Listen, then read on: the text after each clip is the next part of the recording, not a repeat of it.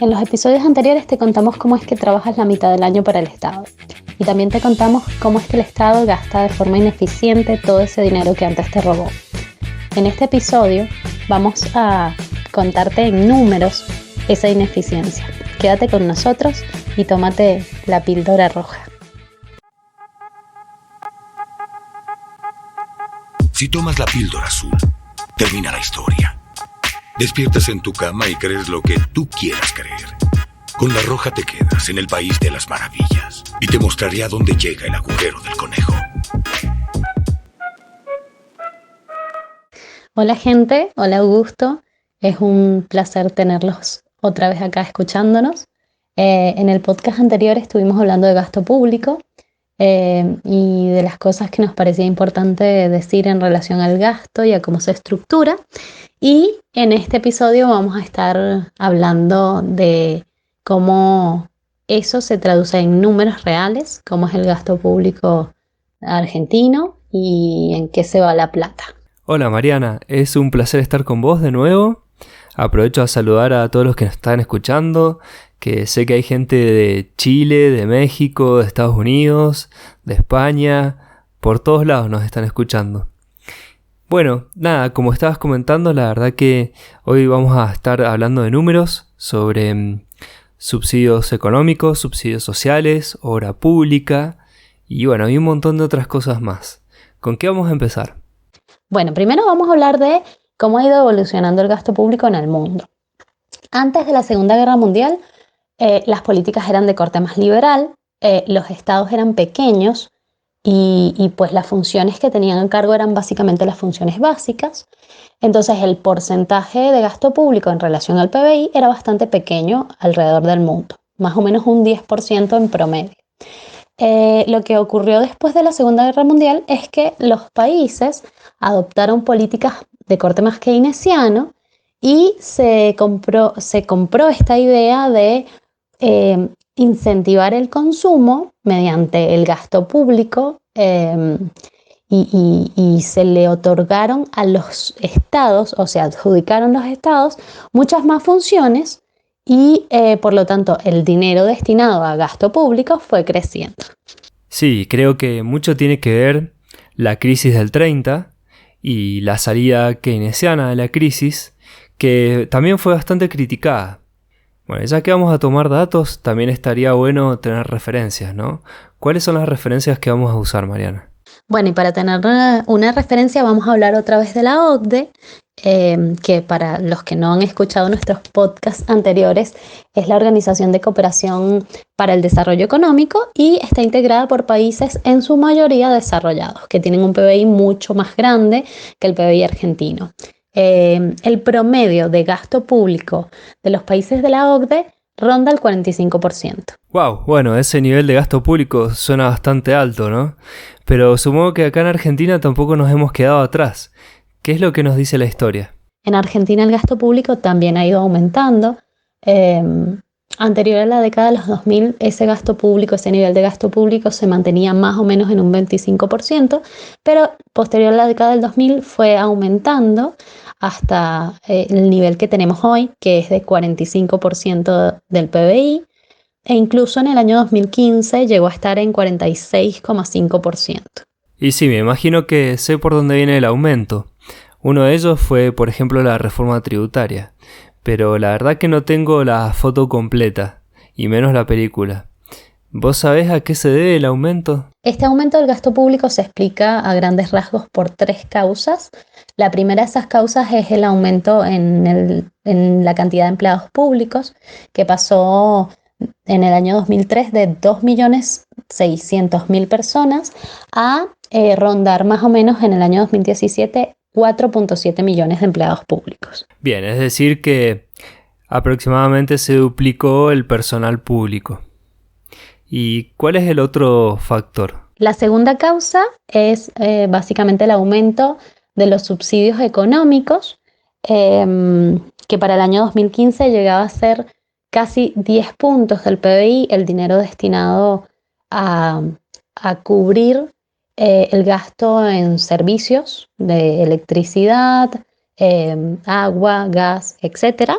Y la última de esas tres razones, el aumento en la cantidad de jubilados del sistema previsional. Pero vos sabés que es solamente parte del problema. Otro gran problema de la seguridad social en los últimos años, en el mediano plazo, es que la cantidad de beneficiarios de las pensiones por invalidez se incrementó muy importantemente.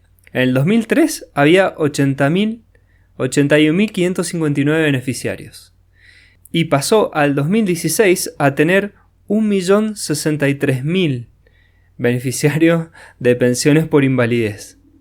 Muchos se preguntan, ¿cuál fue la guerra?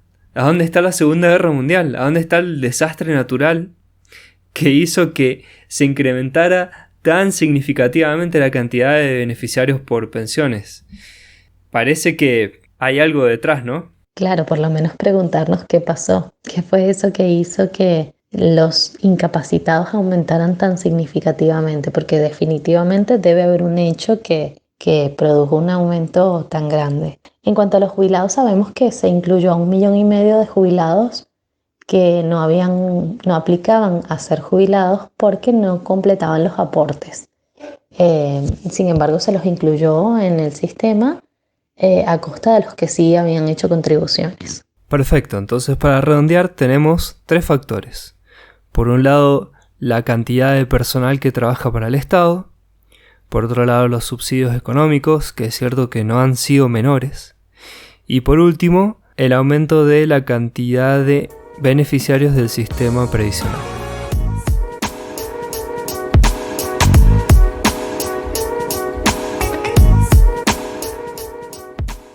Bueno, otro de los puntos que tocamos en el podcast anterior fue el tema de la eficiencia en el gasto público.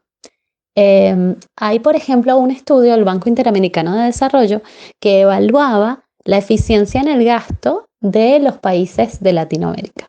Uno de los ítems que se estudiaron fue la cantidad, el porcentaje de fugas que este gasto sufría. Y Argentina es el primero en el ranking. Estamos hablando básicamente de corrupción. El Banco Interamericano calculó que el porcentaje de fugas que sufre el gasto público Argentina es 7,2 puntos del PBI, y básicamente esas fugas son filtraciones en transferencias y malgastos en remuneración a empleados públicos y en compras públicas.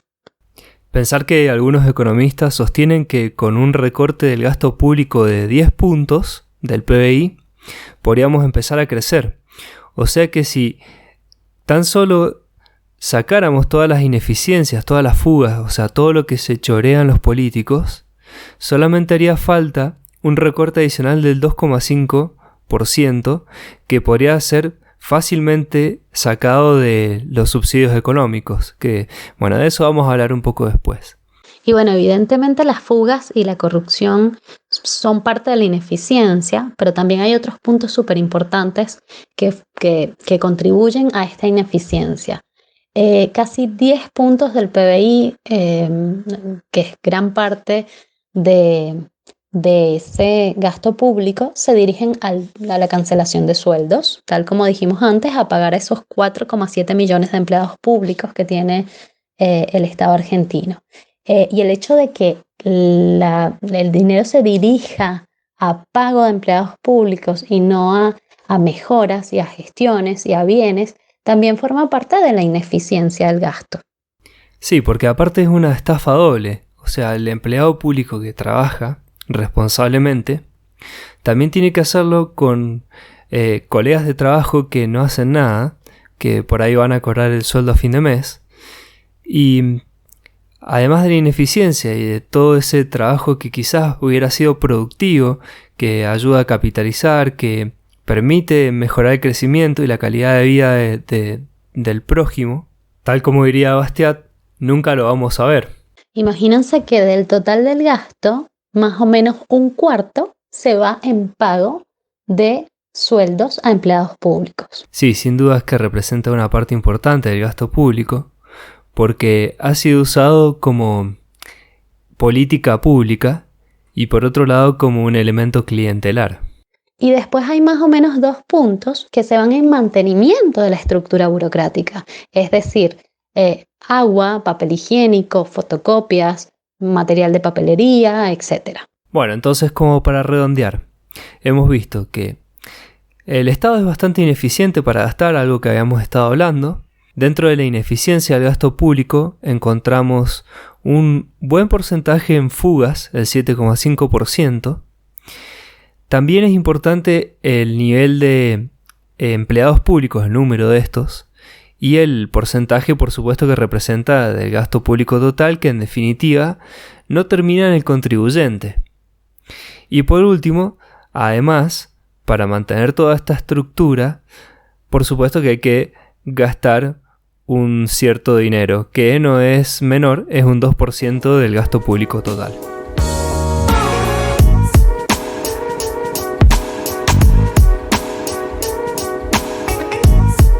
Bueno, y otro de los puntos que nos parecía súper importante tocar para hablar de esto, de la eficiencia o ineficiencia del Estado, era el dinero que se dirige a educación, porque aun cuando Argentina es uno de los países de Latinoamérica que más invierte en educación o que más dinero del gasto público dirige a educación, casi unos 6 puntos del PBI, este dinero se va en pago de sueldos. Más o menos el 90% del dinero se va en pago de sueldos. Entonces, en vez de ser dinero dirigido a inversión educativa, es dinero dirigido a pago de sueldos. Y esto se ve reflejado en los resultados que Argentina ha obtenido en pruebas internacionales, como por ejemplo las pruebas PISA, en donde ocupó básicamente los últimos lugares. A nivel de ciencias estamos en el puesto 65 de 79 países evaluados, y si vemos nuestro ranking en matemática, por ejemplo, estamos en el puesto 71 de 79 países evaluados. Y eso muestra, este ranking está dirigido a evaluar la calidad educativa. Ahora mirá qué interesante este dato de color, por decirlo de alguna manera. Vos sabés que si tomamos el periodo de 2003 a 2015, podemos ver que la cantidad de alumnos por docente disminuyó un 26% en las escuelas primarias de gestión estatal. Esto se ha reflejado en un incremento del 19% del cuerpo docente. Sin embargo, los profesionales del aula solamente crecieron un 10% y los que están afuera del aula un 63%. Otra de las cosas muy paradójicas a la hora de evaluar este gasto es que como el 90% de ese dinero se va a sueldos, la mayor parte se va en pago de sueldos a docentes universitarios, y la educación básica queda un poco desprovista de recursos. Y esto es muy evidente cuando esos chicos van creciendo y llegan al momento en el que deben competir por un puesto en alguna carrera dentro de las universidades, y están mucho menos preparados que los alumnos de colegios privados. Mirá vos, la verdad que no parece muy razonable, no parece muy racional nuevamente, que el Estado gaste más dinero en profesores universitarios que en los ciclos básicos y secundarios, ¿no? Y es así como, una vez más, la estructura de este gasto permite que los de menos recursos financien a esos chicos que venían de escuelas privadas que podían haber pagado por su educación. De acuerdo, porque como estuvimos hablando en los podcasts de impuestos, el sistema tributario argentino es totalmente regresivo, entonces recae más sobre los más pobres, que en definitiva terminan financiando a las clases más altas. A esto, Mariana, sumale que solamente se recibe el 11% de los que ingresan a las universidades públicas. Bueno, ya que hablamos de educación, hablemos de salud. En el año 2017, por ejemplo, Argentina dirigió a gastos de salud más o menos un 9,4% del PBI. De ese porcentaje, el 3,9% correspondía a gastos de salud de seguridad social, todo lo que es PAMI, y del gasto dirigido específicamente a salud, solo 2,7% fue gasto estatal y el restante 2,8% correspondía a gasto privado. Es decir, que el sistema de salud recae más de la mitad sobre el sector privado. Eso quiere decir que la gente tiene que poner más dinero de su bolsillo. Bueno, pero parece que el gasto en salud fuera relativamente alto, siendo un 9,4% del PBI. Sin embargo, en realidad lo único que gasta el Estado es un 2,7%.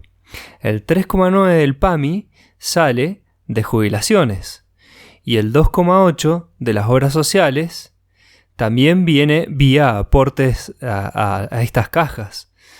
Por lo tanto, el gasto del Estado en salud en realidad es recontrabajo, es del 2,7%.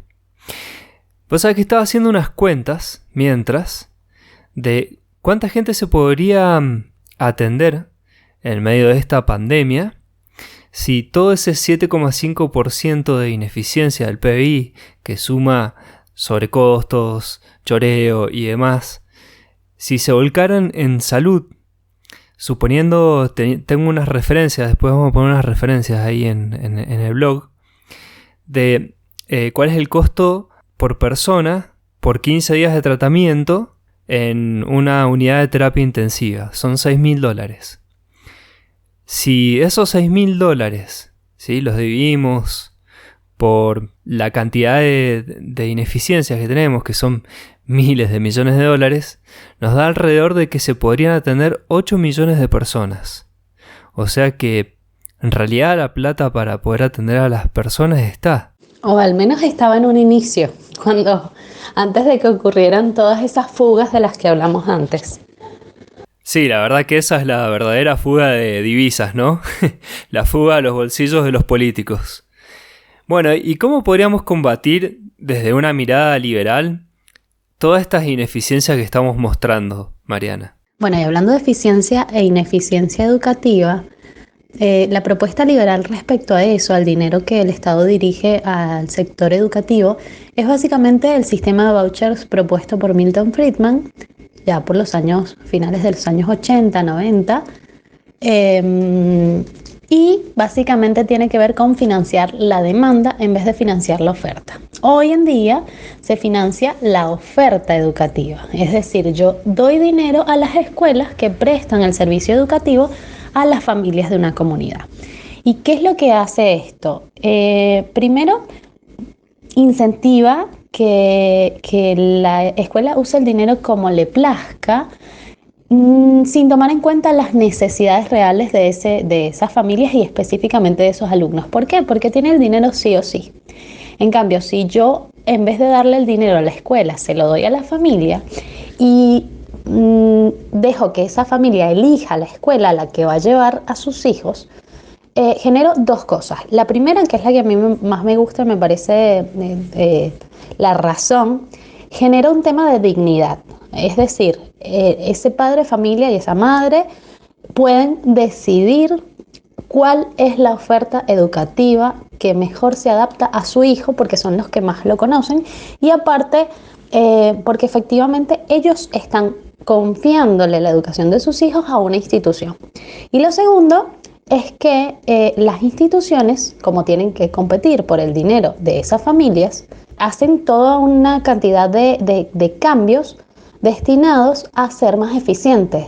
No solo a nivel económico, eficiente a nivel educativo, eficiente a generar propuestas que incentiven a las familias a elegirlas, eficiente en cuanto a cambiar las metodologías, a ofrecer cosas, educación de calidad y educación actualizada y métodos mucho más flexibles. Sí, y una cosa que realmente está muy buena de esta propuesta es que al estar la educación en un modelo competitivo, la oferta también aumenta un montón, entonces es mucho más rica.